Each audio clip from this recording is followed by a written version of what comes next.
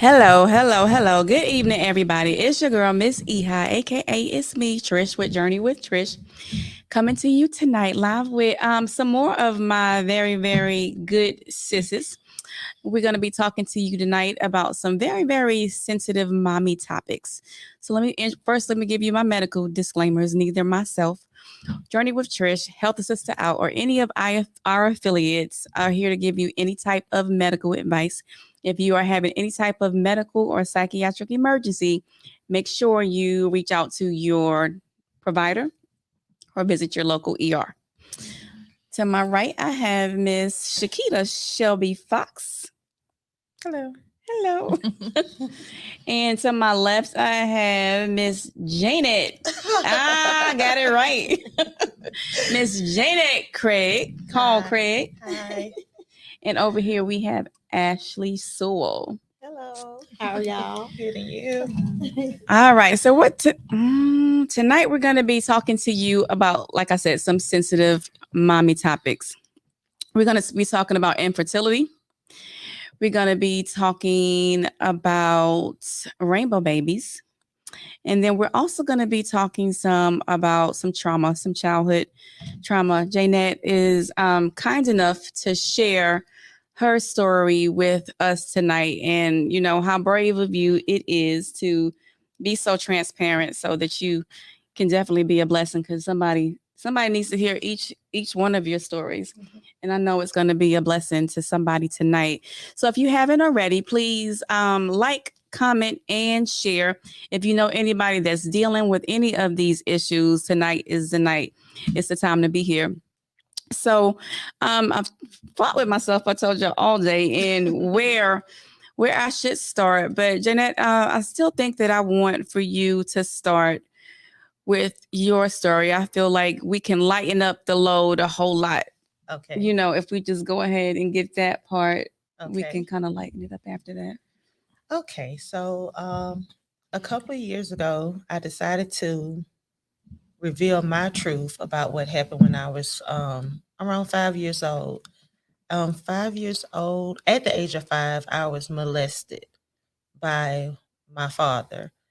And throughout the years, there was so much trauma around it based off of how people perceived me from it, and that it was exposed and something was done to him.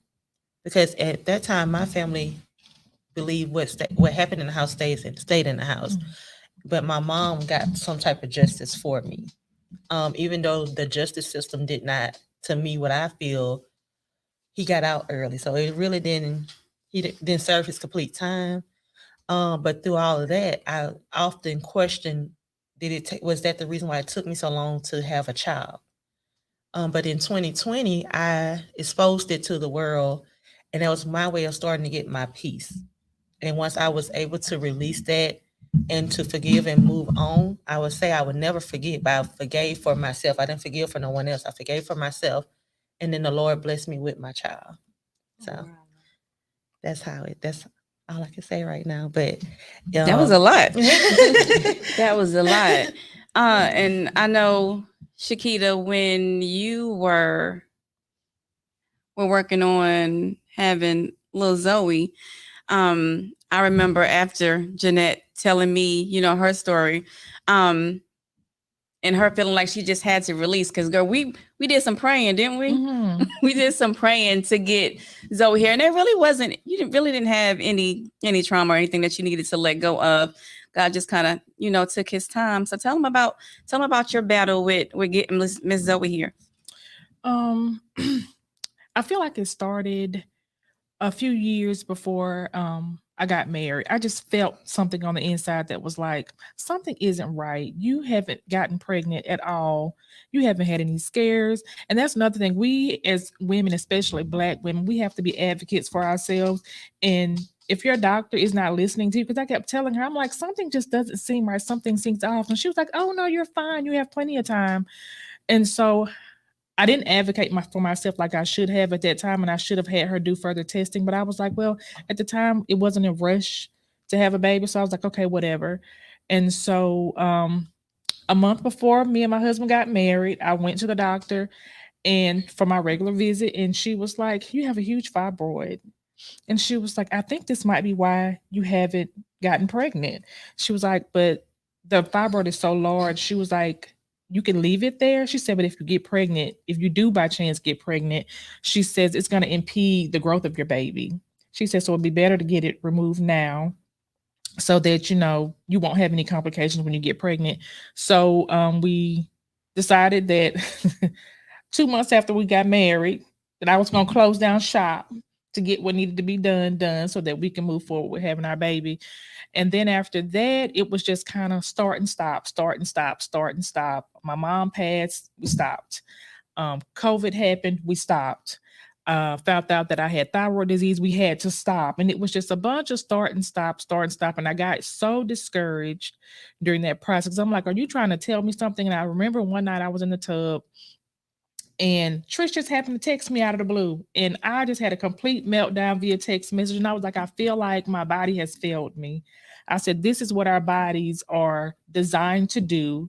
And mine is not doing what it's supposed to be doing." I was like, "I just feel like a shell of a woman at this point." And she gave me some encouraging words over the phone.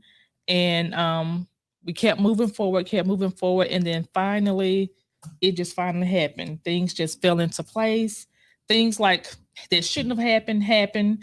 It wasn't the correct timing, but things just happened the way they were supposed to. And then once we started the IVF journey, it just pop, pop, pop, pop, pop. And next thing you know, I mean, she came early, but she was healthy and everything. And now I have a 13-month-old at home that is running around and wreaking havoc.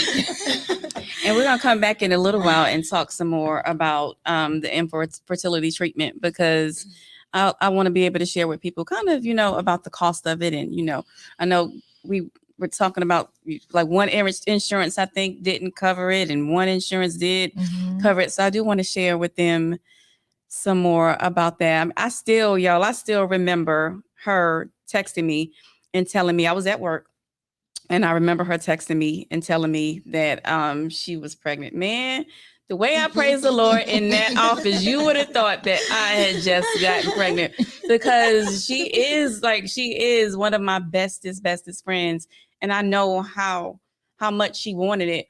And so you guys, like I always tell you, like, I want you to make sure that you are being present enough to know what's going on in your friend's life, so that, sometimes we get so weak or so discouraged, we can't even pray for ourselves. Like we don't even know what else to say. Yeah. And that's when you need to have somebody that can speak to the Lord on your behalf. Yeah. Miss Ashley, tell us a little bit about your story. Which one? So should I start where before the rainbow baby? So I want to say it was 2013. My husband and I, we had finally conceived. And I made it to about 20 weeks pregnant, and I found out that, well, let's go back a little bit. When I found out I was pregnant, I did not, of course, know that I was high risk. And so I'm at 16 weeks, and I began going into labor, and I'm like, is this normal? Like, I thought that just watching like TV, not experiencing pregnancy, that it's just like a big splash, water broke, like down the leg, like normal type thing, not expecting that my placenta it had started kind of like, I guess it was kind of separating from the and then so I had to be on strict bed rest with Dallas. And then I made it to 20 weeks. And then I had gone to the doctor's appointment, and, I had to do the glucose and all that stuff like that, and all the little nasty stuff. And then I come back from the doctor, and I'm painting her room, and I'm like, ooh, it's just a slight pain. Like, what's going on? So I'm like,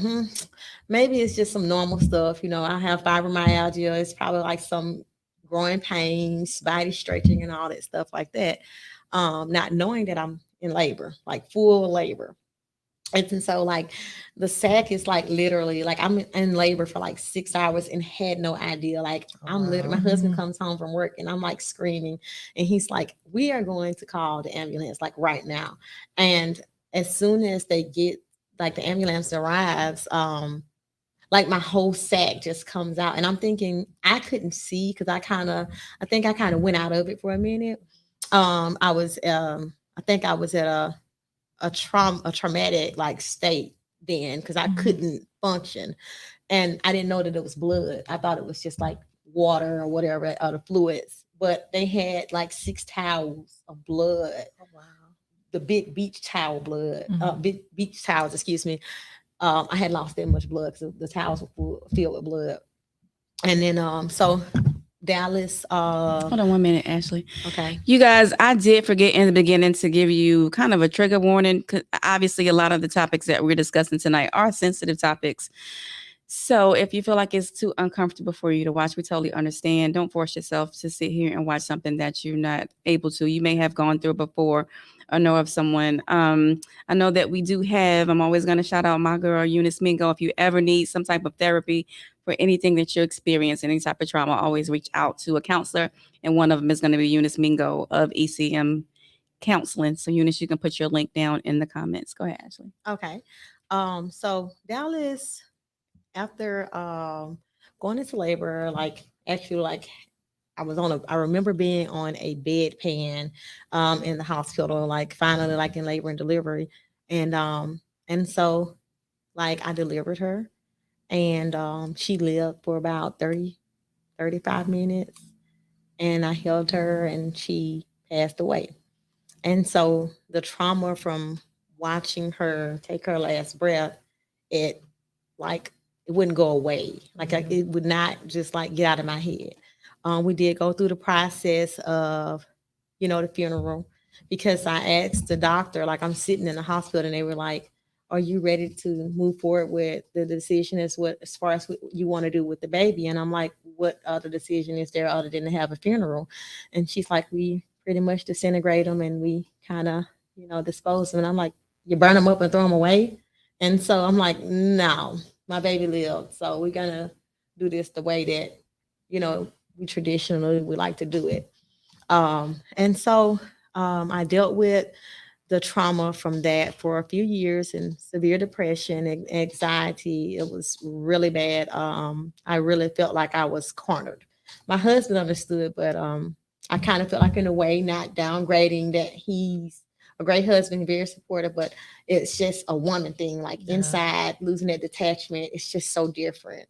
Um, and then God blessed us a few years later with our rainbow baby, Gabs. Now I was on eggshells with her because I thought every time I peed, I was going into labor. I was on 100% bed rest. I found out I had an incompetent cervix, that my cervix wouldn't hold them.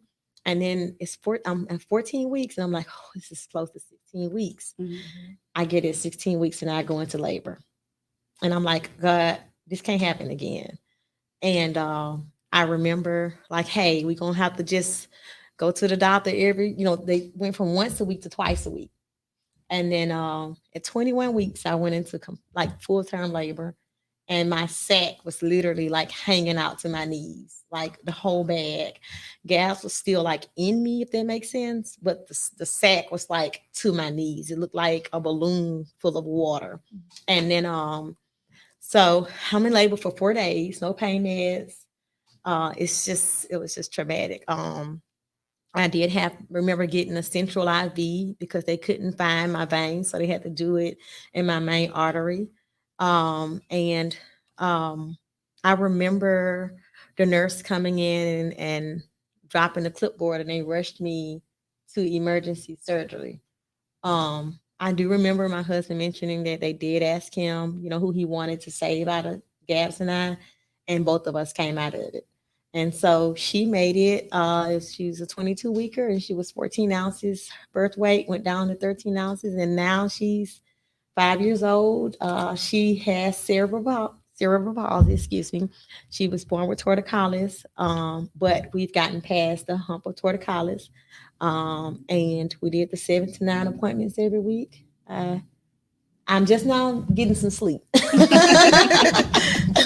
So it was a very traumatic experience for me, and to the point to where I am now on a journey where I need a little prayer for moving forward with the conversation about another one, because I don't think I want to have a conversation. Mhm. So yeah, that's my experience. That was quite Yeah. an experience. Yeah.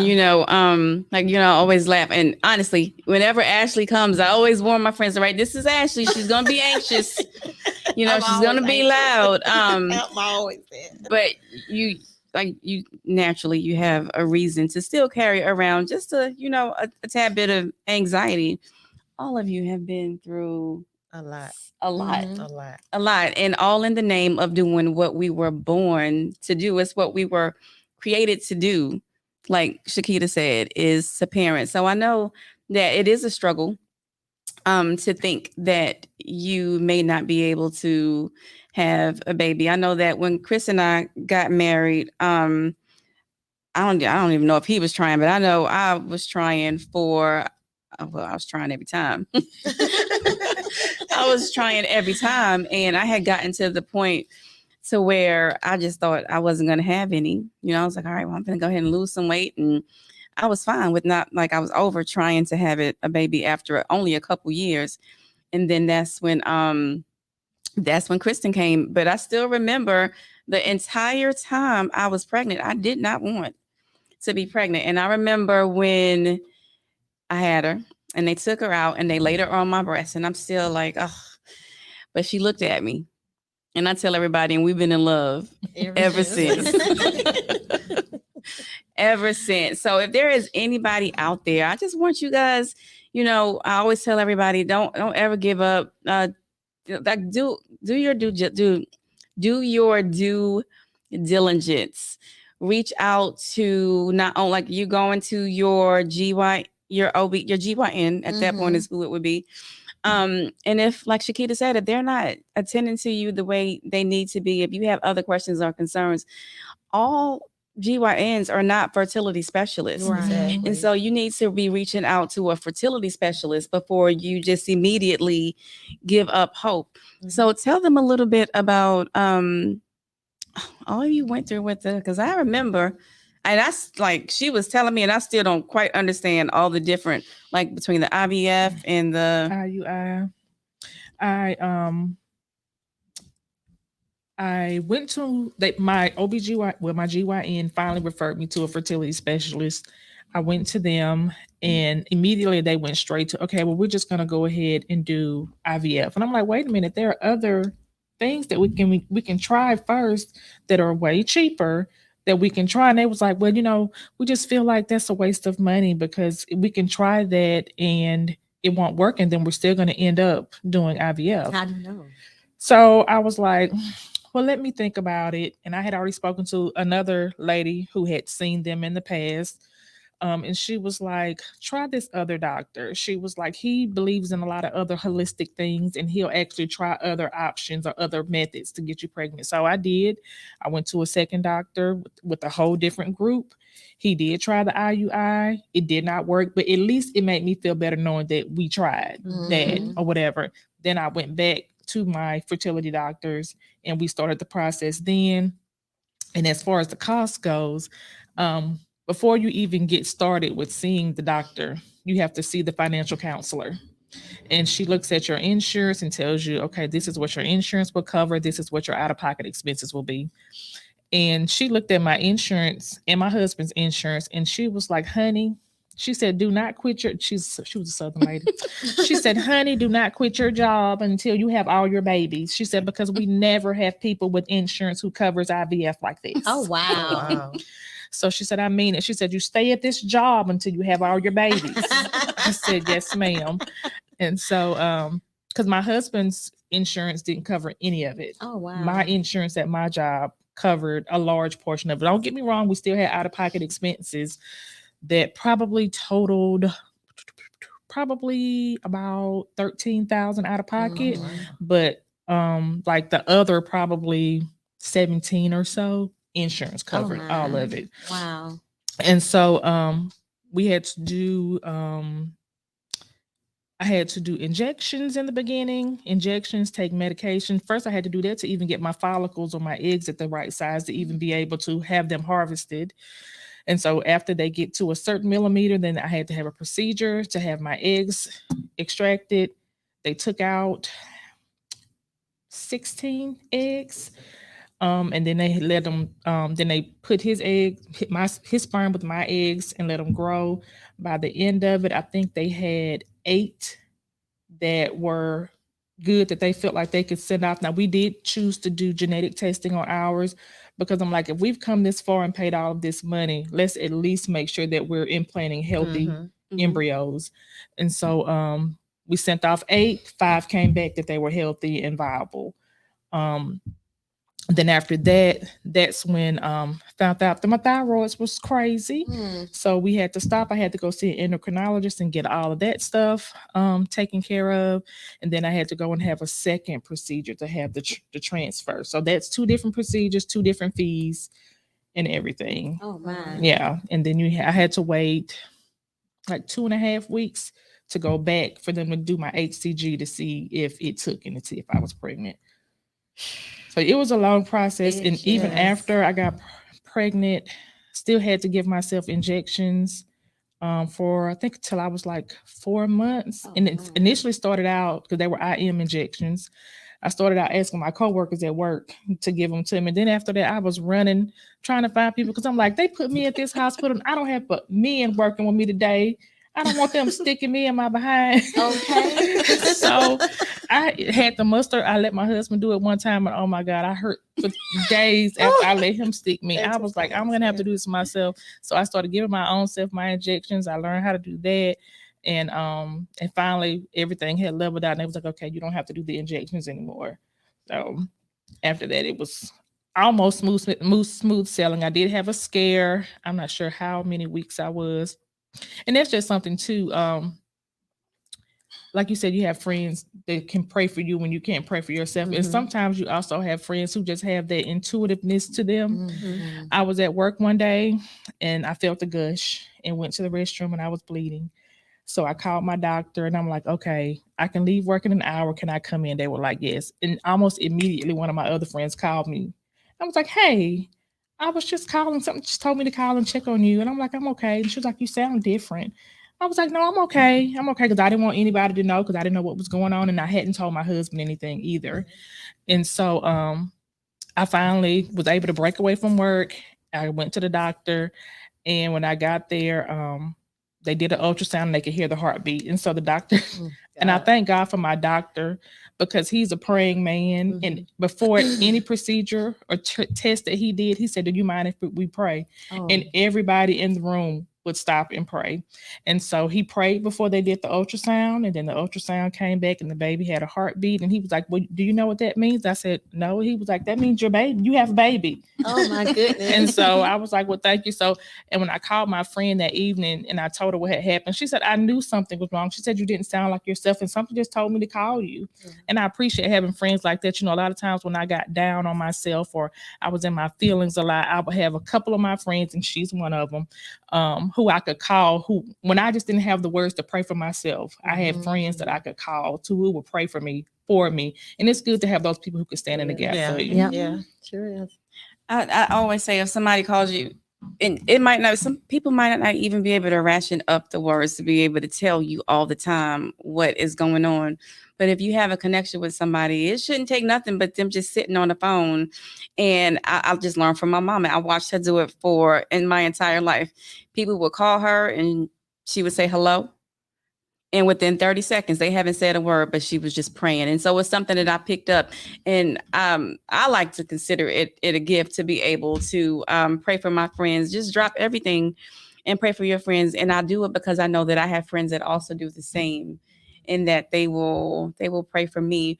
Are there any programs, Shakita, that you know about for people? Because that's that everybody really can't afford to do that. Are there any programs out there to help people? Honestly, I'm sure there are, but because me and my husband, our insurance covered a lot of it, and we did have some of the other funds to pay for it, I didn't even research it. But there are some programs out there, because I do have a friend who has a relative who was finding programs because she was looking into it.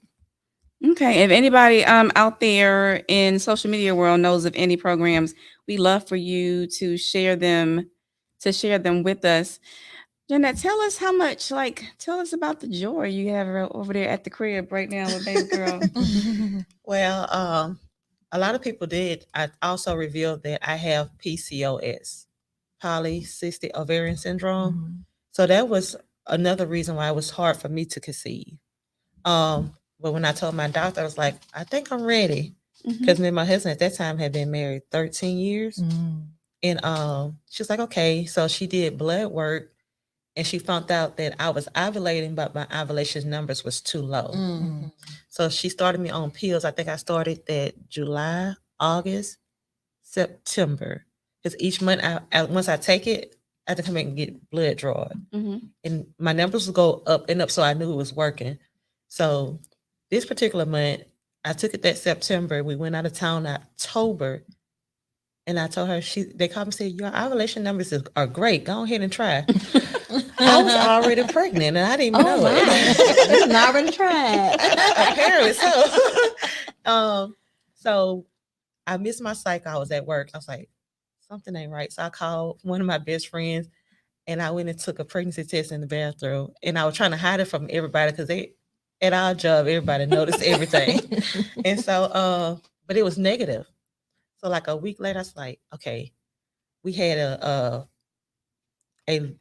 drug rep lunch. We had briquettes. I'm never going to forget this. I love steak. And as soon as I ate that steak, I got sick. And it was like, what's wrong? I was like, nothing. My head hurting. I just need to go lay down.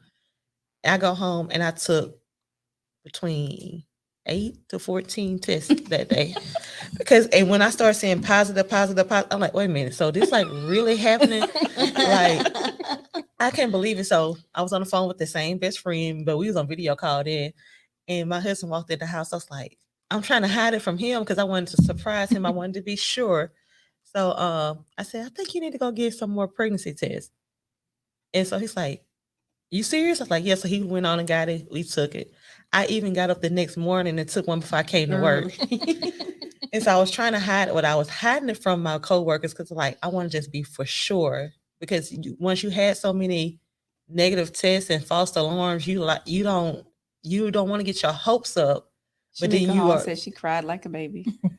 Who? Shamika Hall. That's her, my best friend. She cried like a baby. She cried more than I cried. I couldn't even cry. And so once we had the hurricane, what was that last hurricane that hit us really bad? Zeta. It was back in 2020. And so Zeta. That's who it was. Sally, wasn't it? Sally. Yeah, that's It's right. one of them. Yeah, that's right. And I know that day I went to the doctor and she confirmed it and everything. I had lied to my mama and said, well, Mama, I got a gift for you. I had everything. I took pictures and everything. I had everything all set up to reveal it to my family. My brothers and them, they had onesies and everybody was so excited because I have wanted that for so long. And I was never a jealous person, but deep down you have that feeling because everybody else around you is being blessed and you're questioning yourself from the trauma that you had. Is that the reason? And then when you find out PCOS, and PCOS is something that is not curable, but you can do things to try to help it. When I found that, it's like everything is being laid on top. And it's like to the point where you feel like you wanted to just explode. But at that point in time, I was so excited, like, okay, I finally got a baby. And I did go through the point of, let me take it back. So when I finally told my family, I came to work and told Trish and them, and so she was so excited in her room. I can't wait to tell her too when she got there. I was like, she need to come on. So I went and told her first before I told everybody else because I already knew how she was. And so going up to now, my baby, she's 18 months. Oh, my. And she's just a handful. She's just my chocolate drop. She just into everything. Yeah. Like she have her dad's personality, but she got my attitude. She's a Gemini. So yeah, y'all pray for me because those two different personalities. And all three of them have girls. And all so of us has girls. Definitely. Speaking from experience, I can hear it now. Girl, you don't know what I went through to get you here. Honey, listen. Y'all gonna be saying that a whole lot. I've already said it, and Gabby is 5. She's like, I think it was something that she wanted, and I told her, I think I brushed it off a little bit because I was like, Gab's mom's totally busy. I'm gonna be right with you. Give me 1 second. And she's like, you just don't love me. I was like, girl, roll that beautiful bean footage back. Honey, mama just went through some stuff. You know what I mean? And I think that my anxiety and my joy at the same time, because I have it both at the same time. It comes from just being able to have God work a miracle for me. He didn't have to do that. He didn't have to allow me to like go through what I went through with Dallas. And then literally when I had Gabs and Dallas are identical twins. When I say I had an anxiety attack in the NICU because I thought Dallas like literally like was Lazarus. I was like, wait a minute, what's going on? Like, wait now, Jesus, hold up. And but I can say like that's a part of my personality. Like I think it's like that outgoing thing. It's just a misunderstanding, like it's a misunderstood like feature I can say about me. Because some people don't understand joy. And I've finally been able to experience it. And not only that, I've been able to help so many moms, you know, with resources that have kids that have special needs. I've been able to help moms with infant loss, with directions of how and what procedures and what process to go through with burying their children. And I've helped make like little wreaths for the caskets and the floor arrangement. So, you know, it brings me joy to be able to say that my trials is medicine for other women. And I learned that too when I started talking about it, that so many people have been down that road that I always felt like I was by myself. And when I put out about being sexually abused and having PCOS, a lot of people reached out to me. And I actually have a cousin that she was going down the same thing, but she didn't do the medicine route. She just prayed and gave it up to God. And now she's on her second child. Oh my.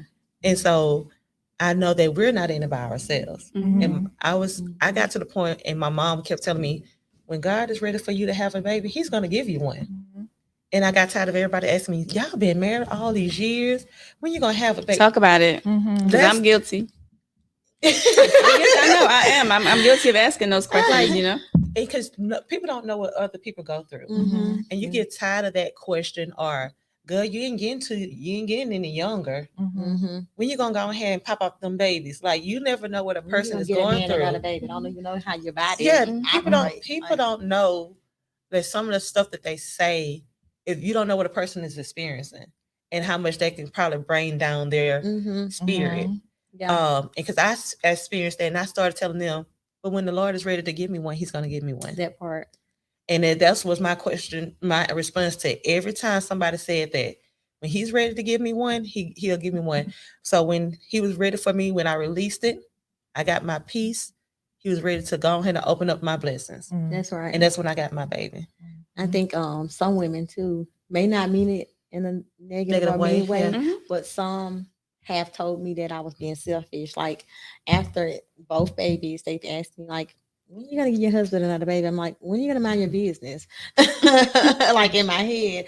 But I'm like, I don't like to explain my situation. You don't like have to go down yourself. the line. But I say that, you know, God's will. And then sometimes they'll call me selfish. And I'm like, yeah. You know, I get that back off like. And I had this conversation the other day with someone. At the end of the day, like this is your body, you know, and it's your decision. And, you know, I like I said, I'm always going to pray that people just don't give up too soon. If a child is something that, and everybody does not want to, I believe that there are some people who genuinely do not want to have a child. But when I say that, I always think back to Jenny Mai, right? Jenny Mai was married and she kept saying, I'm sorry. Like that was the whole reason why she supposedly got that first divorce was because he wanted children and she said she never wanted any children. But then here comes Jeezy, Mm, you know, yeah. and she has a baby, and she wanted to have this baby. Yeah. So yeah, you like it, at the end of the day, yes, you like if you're married, it is your husband, and you guys should be making a decision together. But at the end of the day, it's still your body. It is. And it's It your is. decision. And I appreciate you guys. And we're not finished, but I just want to, talk again one more time about the transparency, because yes, you're not going to want to always go out. Like everybody that you meet on the street, you're not going to want to be telling your business and what you're going through, and you're not supposed to. But I do think that you need to tell somebody. Yeah. Tell somebody what you're going through, if for no other reason, for somebody to be praying for you, or praying with you, or somebody might actually have some support services to have you. They might actually be going through the same thing. They just never told you. So what a blessing you guys are to sit here, to be transparent, and to share this with people all over the country. Because we know that a lot of you are going through the same thing, and we just want you to know that you're not going through it alone. I said the other day, people say that when you start telling all your business, you get on Facebook and you tell everything. Y'all know I'm very transparent. God knows, I promise you, I don't know everything, but y'all know a lot about me. And I said that being transparent is not me attention seeking. Exactly. It's actually an assignment. Yeah. Mhm. Okay. And so my assignment is to be transparent, and also draw other people in that are willing to be transparent, so that we can all be a blessing to somebody else. Because there's a lot of hurt that's going on out there that nobody knows about. And so you have some resources now. My inbox is always available. I'm not sure, the other three may share their inbox with you in case you have any questions that you want to ask them a little later on. Yeah. But somebody was getting ready to say something else. Was you? I did want to touch on, like, when people would ask, when are you going to have a baby? And just to touch on, like, at first I didn't think that it bothered my husband as much, because, when we were trying initially, before we started the IVF, I felt like every month when my cycle came on, it was like, Yeah, here it is again. here, No baby. I mean, Yeah. I'm not pregnant. I'm not Yeah. pregnant. And I felt like, because he didn't have that monthly reminder every month to pop up and surprise him, I don't feel like he felt it as much as me. But then one day we were having a discussion with family, and a relative said, well, what y'all waiting on? And he got so defensive and Oh, got my. upset. And I'm like, oh, so it does bother him. Yeah. And sometimes I don't think people understand that although the men might not be as verbal as we are, it bothers our spouses or our mates as Yeah, well when we are exactly. going through this infertility or 'Cause fertility journey. We're not just going through it by ourselves. They're there with us. Yeah. Exactly. And people Yeah. don't understand that. Yeah. It's just like you said, it come on, but with PCOS, mine didn't. Mm. So it'll come on, and I'm like, we playing around, playing house and stuff. And then the next month it don't come on, like, am I? Mhm. Exactly. And so when You I never take know. a test and it's negative. Mhm. And so imagine just doing that for years on top Yeah. of years. And then when it is on, it's on I for did like deal 3 with or it. 4 months. Yeah. Mhm. So people just don't understand some of the words that they say. Mhm. Yeah. And like you said, like if it was me and that person told me I was being selfish, I probably would have cussed them out, Yeah. because yeah. I would put them in their place, because you never know what I'm going through. Mhm. To tell me that I'm being selfish, you don't know what my body is going through. You on the outside looking in. Mhm. Yeah, exactly. And see that response right there from the people who I think that the intentions is just a little different than what I would want it to be. I'm like, at the end of the day and at the beginning of the year, mind your business. Okay, That's the nice way. That's the nice Mind way your of putting it. business. Because I went and did that. End of the day and the And it- beginning I'm of gonna the use that year. one. Mind your business. I know, I like that. Just Definitely write that down. down. Send that to me in my I'm inbox. telling you. Let me use that. Mind your business. But I'm serious, because people don't understand, like, when you're dealing with a lot of stuff. Yep. Like, you deal with a lot of stuff in your mind, and you try to talk to people who are there for you, like you said, have people to pray for you and everything. But even with all the prayers and stuff, you still have to go through that internally yourself. Exactly. Yeah. And You have to believe. And yeah, believe, pray, claim, because they say once you claim and you put it out there, it's already done. Let's not go on. Let's not touch the subject about Lord. I know I'm doubting God here, and I know He's the power of all powers. He has He's the intender. He does everything that I can't even name. He touches anything that I can't even imagine that can be touched. So I know that I would feel like my faith is like totally flatline. Now I still feel like that. See, but I know that we don't still supposed feel to like question it. your faith. Yeah, is? I feel like that in an honest way of because I feel like I still deal with that trauma like deeply. It's kind of like got me strayed away from like, ooh, I can't imagine being on eggshells again, like scared to pee, scared to walk, and just scared to drive myself. We don't do things because of fear, because of the fear of disappointment. Yes, Yeah. and I am literally, y'all. That's another thing that I'm praying. I'm like, God, I do not want to be this slave of fear again. Okay, like I need to get rid of this. I need to stop being whipped by this fear. So if there is anyone that does want to try again, even after experiencing anything that's similar or same thing as what I had experienced, I can encourage you, but I need encouragement too. That still goes same like with me. Even though I can sit here and I can talk about all of it, and sometimes I get in my head, and I know it's just the devil. Yeah, I know that's just him. But is it though? Because we are human. We are human. Yeah, that's but true. Also, I feel like sometimes I can look at my baby and I'm like, she's a blessing. There's the result. That's my blessing right there.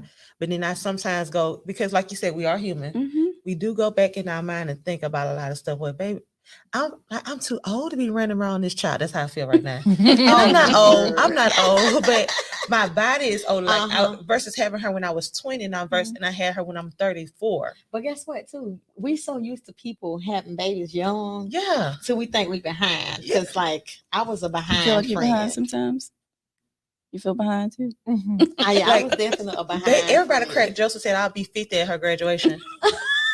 Like, look how many people have started. People are starting at my baby 50. at 40. Really? Yes. It was not the plan.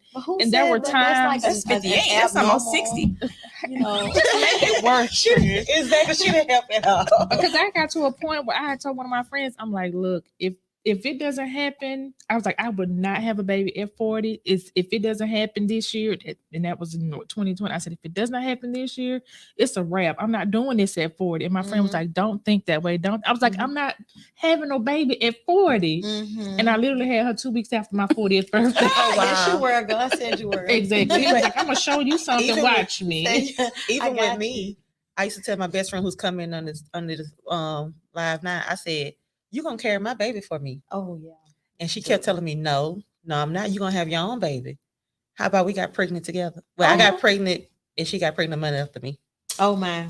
Friends, y'all don't know how much power y'all have to keep somebody uplifted and encouraged. Like, friendship has been my thing for the past few years. I have been on the friendship rampage. You have no idea what your presence can mean to somebody, and knowing the right words to say, when they get discouraged, but also knowing when to don't be too pushy or don't be too pressure. I've calmed down a lot, Shakita, because I can be quite I won't say vulgar, downright vulgar with my advice sometimes, but I have learned, like I said, that advice is just advice. It's only my opinion, and you don't have to take it. But I've always tried to be very encouraging. I've never told, and I would hope that you guys won't ever tell anybody to give up, because that is a dream, that is a vision. And so telling somebody that they're going to be too old, let them decide. You just be there to encourage them. But don't try not. Sometimes we can, because of what we would not want to go through personally, or what we wouldn't want to do at a certain time with a certain person or at a certain age. It has nothing to do with what that other person is willing to do. People are having babies older and older. 50. Like 50 is kind of the norm. 50. For real. But the doctors also tell you that too. Your eggs are, your eggs are deteriorating when you turn a certain I age. don't So, think that makes sense. and I don't think that makes sense either because they got a lot of medicine to help your eggs form and stuff. Yeah. So why tell everybody, well, you know, you're getting up in age. Like my doctor was like, you ready to have another one? Say, we just got this out. We're not going to go down that route again. But doctors, OBGs tell you now, when you get a certain age, you need to go ahead and have a baby before you get this age. Well, you do. I mean, you are at increased risk when you But get older. Yeah. So would you consider having another one? It's something we're Don't sit here and tell me you're pregnant, girl. Maybe go to shouting in here all over again. No. We're still up in the air just because I've had some health challenges post having her that we're still working through the kinks with that. So at this point, and speaking of what the doctor said, I had asked one of my high risk doctors. I was like, okay, so at what point should I like get ready to just say this is? She was like, you're getting there. You're really close to it. Oh wow. I was like, okay, thank you. Oh goodness. Oh, So you're in limbo. I it's kind of not self. You know what I mean? Like It's it's not. fear. It is. It's not like that made decision yet. You know what I'm saying? And also, I feel like because I'm still involved in like a lot of different things that Gabby has to have done. Like now, she's going through serial casting. We're having to go to UAB every week. Right now. And a lot of things I just want to make sure she's like squared away. You know what I mean? Before I just kind of get myself knowing I'm high risk, I can't just do all of this riding and appointments and you know different things like that on the road. And I mean I can't say what I can't do, but it's in my head. So I think I need more time with behavioral health therapy to step out on that road. And then I need a lot more prayer. And I need like some real discernment, intercession, like Yeah. Makes sense to me. you know, before I can just say, yeah, I'm ready. Yeah. You know? And sure. like at the end of the day, like we said, it's totally your decisions as to whether or not listen, prayer is what we're supposed to do. And some of these things are gonna happen only because they are God's wills. And that's even unfortunately, we have teenage pregnancy has gone down a lot, but at any age, a baby is still an absolute blessing. And so I'm so proud of y'all. Yeah. Now don't you touch this part too, Trish, that the babies, they get old enough to ask for siblings. Like that's what I'm going through right now. She's like, I just want a brother. And she knows that she knows that her older sister has passed away. And she's always like, Mommy, I didn't see Dallas in the sky twinkling at me last night. You know, because I told her like Dallas is a star. And she's like, well, can I have a brother? Can we go to the store and buy me a baby brother? And I'm like, so when you guys were going through all this, anybody ever think about adopting? I did. Me and my husband did talk about it. If we wasn't able to conceive, we was going to adopt. But that was like one of the last resorts that we wanted to do. We all talked about the IVF and all that type of stuff too. But because I didn't have a name to what I was going through. Your husband said he ready when you are. He's been ready. He made an announcement on Christmas That's Day. right. Like, Get her. I'm sorry. That's okay. But before I knew I had PCOS, because we never knew what it was. We just knew that something was. I felt like after I got off depot, my depot messed me up. Yes, I did go through Because that. I wasn't on depot that long, but I was on depot, and then after that, that's when my cycles started to become irregular. Yes, and I didn't have one like people say. Well, I had one. It was when it was time for me to get another shot. I never had one. Before then, I was regular all the time, but after that, I was irregular. So I never knew what it was. I was with one doctor, and he was putting me on fertility pills. That didn't work. But when I got to the doctor that I'm with now, she just did more. So I have a question, like for all of us. Knowing like my experience with depot was the same. Like I was on depot for 2 years. No, I was on depot for sorry y'all, it was 4 years. I didn't have a cycle for 2.5 years after I got off of depot. And then when I started having my cycle, it was so irregular. Like, come on this month, man, I come on in 2 months. Mhm. You know, kind of like exactly what you're saying. Like having girls that will one day want to get older and get married and have children, do we encourage birth control? Or Absolutely. do we, I mean, you know what I'm Yes. saying? Absolutely. Like, we encourage it, but just think about it's I not won't. going to be the same. You No, see it what I'm won't be saying? the same, Effect but as I know I would tell her no to I would Depo. encourage it, but I'm kind of scared because I know What happened to that, me? I would tell no Mhm. to Depo, but I would say yes to birth control pills. Yeah, because I Because mean, Now, again, we we're not here to give any type of medical advice. Anything that we're No. saying Yeah, is all yeah, going to be yeah. solely our personal opinions. Mhm, Okay, mhm, mhm. go ahead. Yeah, but I will talk about birth control. Like that's gonna be like you're gonna have to have birth control. It's so scary just thinking about this. I mean, I talk. have a niece now, and she's 10. So we done went through the part of the cycle. Oh, Yes, and so I had mine when I was 9. oh my God. and so too. now Almost 12. now we looking at the one now with the by birth control. I mean, I'm not talking about the Mhm. like going right now.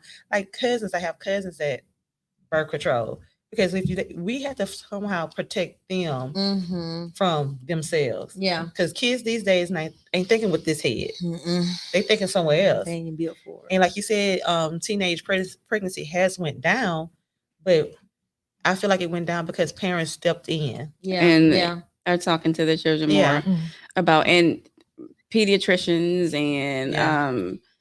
pediatricians are having the conversations about birth control. A lot of pediatricians are starting adolescents on birth control Oh, really? for things like, one of them is going to be acne, and Yeah. Okay. if they have irregular menses, irregular periods, they'll start on them to kind of normalize their period. So there are a lot of different reasons Yeah. why,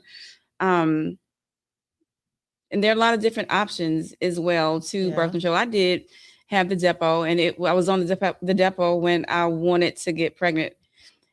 I stopped, and it took probably about a year and a half after I stopped taking it for me. That's why I said I had just given up on. I really didn't think I was going to be able to I wasn't going to have another baby. And that was only after, you know how dramatic I am. That's only after like a year and a half. But that's a long time to me. So I felt like it was too, because I had Mhm. told, I was fine at that point. I felt like without having one. And then here came Kristen and Treasure. I wasn't on any birth control then, but I sure wasn't trying to. Y'all know, I told y'all, me and Chris were not even. We were not even together. Like, we was whole divorced Mhm.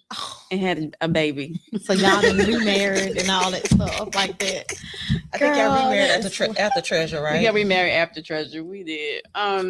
So you were saying something about not questioning. You said, sometimes feeling like your faith is wavering, and people telling you that you're not supposed to question. And my pastor said, I am not going to quote exactly how he says it, but I think God understands that we have questions. Yeah. Yeah, we Yeah, do. he does. Yeah, We we do. have questions. Yeah.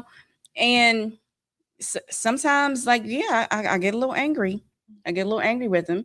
When I get angry with him, I tell him, he knows. He already knows anyway. He gonna know you're gonna be You angry know? before you got angry. Yeah. So might as well go ahead and tell him that you're angry. And at the end of the day, he, like, well, sometimes he does.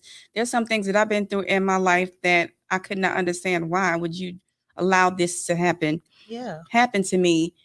But then years down the line, it kind of all comes together. Yeah. And it kind of all makes sense. Like, I need you to deal with what you've been through Yeah. already, He Jeanette, does before that. you bring another life Yeah. into the world. See, that's why I kind of feel like I am. And I Mhm. feel like my situation is like in a Jumanji box. You know what I'm talking about? You know how the box was buried, but you can hear it kind of remind you like I'm here. You know what I'm saying? But I just got the craziest like way of like the analogies is just things. But I just kind of look at it like, I'm like, dang, tuck that away for a minute. I'll get back to it when it's time. And then But keep tucking it away. It's not It's helping. just kind of burying yeah, it. it's just burying it. burying it. That's what I'm And burying and it. it's And going that's why you deeper. just said what you said. It was time for me to deal with what I had to deal with Mm-hmm. in order Mhm. for me to get that next blessing. Mm-hmm. Because if I kept it in like I was doing, I mean, I didn't keep it in. People knew. The world, as in social media, my friends didn't know. family members and church members knew when it happened, but the world didn't know. But it was eating at me because it's like from being a 5-year-old child Mm-hmm. to all the stuff that I experienced on up to adulthood. Like people just they would never understand the stuff that you go through when something like that happens Mm-hmm. and how people turn their backs on you. Yes. So I dealt with all of that. Mhm. And I was like, on top of that, okay, I want to have a family. On top of that, I want to do this. I want to do that. Okay, well, I have to let that go first in order for all this other stuff to happen. And that's where I can honestly say, for me, that's what happened to me. Once I let go and let God and got my peace, I've been Yeah, blessed that's ever some good since. surrendering right there. Yeah. That's a good surrender. You do have to. You gotta learn how. Well, you gotta get comfortable enough. Mhm. I've learned sometimes you gotta get comfortable enough to stop protecting the people who hurt you. Exactly. Because a lot of us keep stuff bottled in because we don't want to open up, this Pandora's box and now make people in the family upset with you again, or the person that hurt you, they married now, and ain't no sense in ruining that marriage. These are none of those are your problem. None of that is your I problem. didn't care. None of that is your responsibility. Your goal is to get some peace for yourself. And Exactly. sometimes that takes being selfish. Yeah. Okay. That's To good. heal. So sometimes you got to be selfish in order for you to heal. So again, there is a counselor in every city, in every state. I happen to have a list of several of them. I have one that I know by heart, and that's going to be Eunice Mingo Yeah. of ECM Counseling. I also know Afia of Sunshine Counseling. I think that's the name of it. Anyway, there are many counselors all over the United States. If you have insurance, check with your insurance company, and they will give you Yeah, I need a list of to check out counselors. Eunice. 'Cause, Yeah, I think I it's important that I have a connection too with my counselor. Like, I it's wanna be very able to- important to have a relationship. I've gone to counseling and a lady just sat there and she just kind of listened. She's like, well, I mean, we'll set up another session and we'll get things going and we'll continue the subject. And I'm like, well, I'm not gonna add in or advise nothing. Well, in the Like, beginning, it is a courting period in the beginning. And I tell everybody, don't walk into counseling expecting to leave healed that day. You may Yeah. leave there worse than you felt Yeah. when you started. before you started, Mhm. because you've now opened up this box of trash that you have thrown in the dumpster, but it never got hauled away to Mhm. get burned up. So you got to deal with that, and opening that back. Yin Yang Afia Hooker of Yin Yang Wellness Center is also another counselor. Eunice also just put that in the comment Okay. section. But there are several. But like I said, you guys, if you haven't already met with the counselor, if you're going through anything, it doesn't even have to be about one of these. Anybody want to add anything before I close out? I want to also add too, you said people who have insurance. Also, if you're currently employed, most jobs have an employee Assistance EAP program. program Yeah. that allows you to have counseling as well. So that's also an extra resource. Mhm. That's right. Y'all, you listen, you paying for it. Exactly. And so utilize it. You have tools at your access. So utilize some of those tools and try to get some of that stuff off of your chest, out of your stomach. I always tell everybody, I keep mine right here in my gut. And so, that's been my thing of the year, is feeling. And that's how I'll close out, is I want everybody to wake up every morning. Mary J. Blige told everybody to wake up and say, good morning, gorgeous. But I want you to follow that up with, how you doing today? Mhm. Because That's if I good. walk up to Shakita, how you doing today, friend?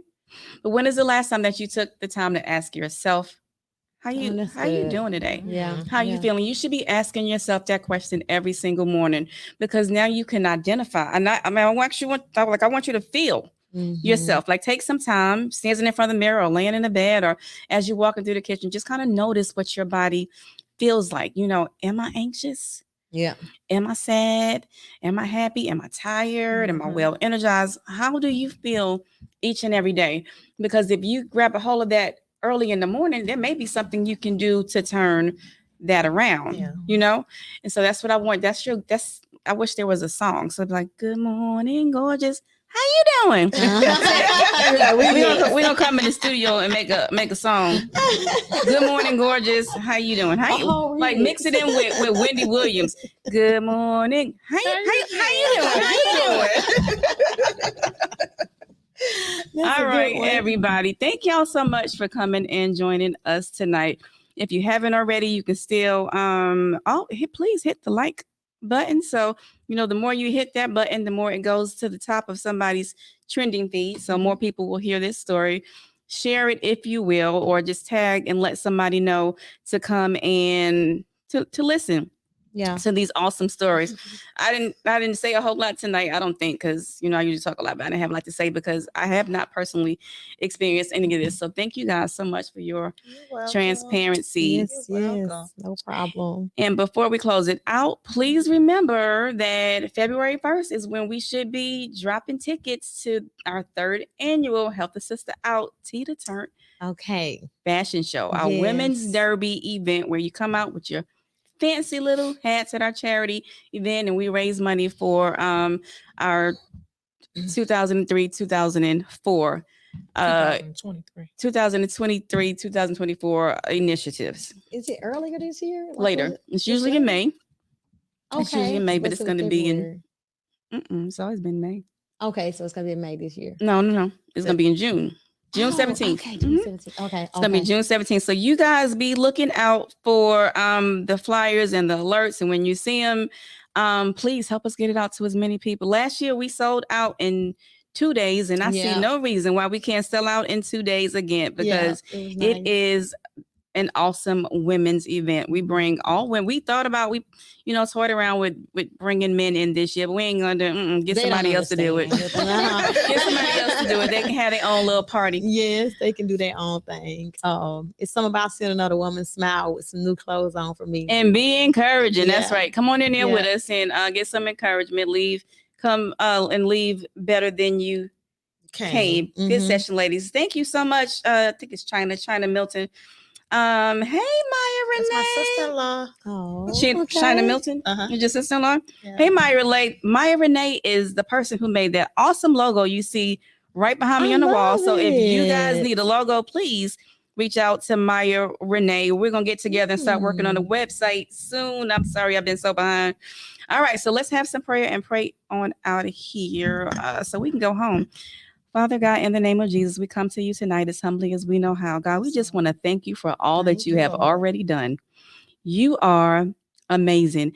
God, I thank you for blessing the wombs of each one of these women sitting beside me. And God, as you are already there, swimming around in the wombs of any woman out there that is trying to conceive, we know that you are able. We know that you hold all power in your hands. God, we ask you to bless each and every womb and each and every mind and each and every spirit.